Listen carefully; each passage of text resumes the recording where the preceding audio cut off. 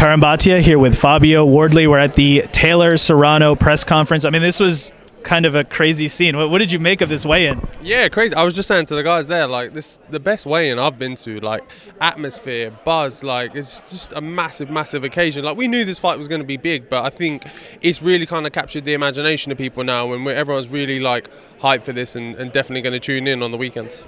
Absolutely. Tomorrow night it's going down. Katie Taylor versus Amanda Serrano. They're very evenly matched. They're both accomplished so much in boxing. How do you see the fight playing out?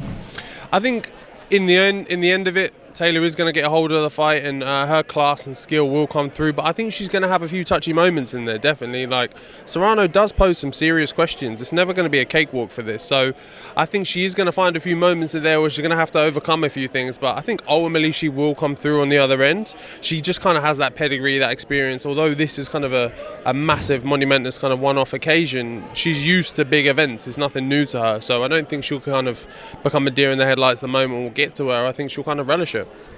When you see the bright lights here in Hulu, and of course at Madison Square Garden tomorrow, I mean, you've been cruising at heavyweight. You've been making your own name.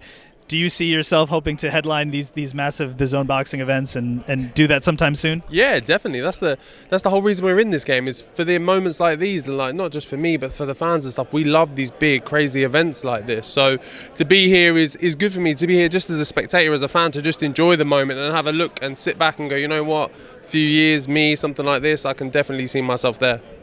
Wanted to ask you about, I know you were managed by Dillian Whyte, who had the opportunity against Tyson Fury. It was a gutsy performance, didn't go his way. That can happen in heavyweight boxing. I know Dillian was upset about the push at the end there with Fury. Your thoughts on the way the fight ended? Yeah, I think it was very obvious there was a push there. Sometimes those things do happen in boxing. It's unfair, but boxing's an unfair sport. Things like that can go wrong. I think the biggest thing with him was he wasn't just allowed his opportunity to recover and maybe give it another go. Whether that had changed the outcome of the fight, who knows? But his biggest gripe is that opportunity wasn't given. That wasn't fair to him. Because we've seen him dropped and knocked down before, and he's come back and still won the fight. So it's completely within his repertoire to do that. But like I say, he just wasn't given that opportunity. So I think that's where a lot of his frustration comes from. Do you think that he will take time to regroup and we will see him back in there at some point? 1000%. He loves the sport of boxing. It's going to be hard to keep him away. And don't get me wrong, like everyone loses. Everyone's had their bad days, and it doesn't mean the end of your career or you're done and over. It just means that there's a different avenue for you to go down. There's still some massive fights out there for him. Maybe AJ Usyk, one of those two. Deontay Wilder's still knocking about somewhere. So there's still some big fights out there for him. There's still places for him to go with it. In terms of the heavyweight division, Fury says he may be stepping away. We're not sure. You can never believe a retirement in boxing. Obviously, AJ and Usyk have their rematch coming up. Who do you think's on top right now in the heavyweight division? I think you would have to give it to Fury. Undefeated, beating everyone that's been put in front of him.